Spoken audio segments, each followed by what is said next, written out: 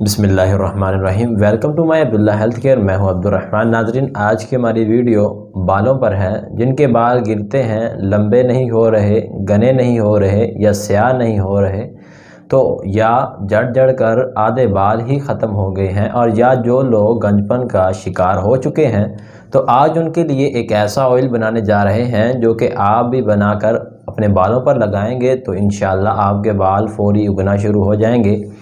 تو ناظرین، چلتے ہیں اپنی ویڈیو کی طرف۔ سے پہلے آپ سے ایک چھوٹی سی ریکویسٹ ہے، آپ ہمارے چینل کو سبسکرائب کریں اور ساتھ لگے بیل آئیکن کے بٹن کو لازمی پریس کریں تاکہ ہر آنے والی ویڈیو آپ کو بر وقت مل سکے۔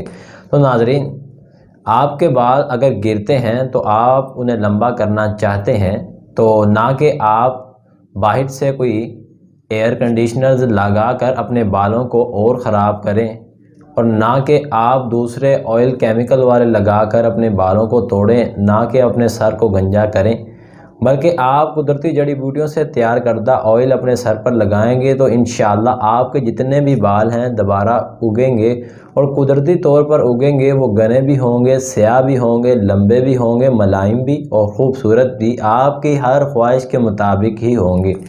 تو ناظرین، آپ نے کرنا کیا ہے، آپ نے کچھ چیزیں لینی ہے جو میں آپ کو بتانے والا ہوں۔ آپ نے آملہ، ریٹھا، سکھکائی کا آئل بنا لینا ہے، اور اسے آپ نے اس کے اندر اور آئل بھی آپ شامل کر سکتے ہیں۔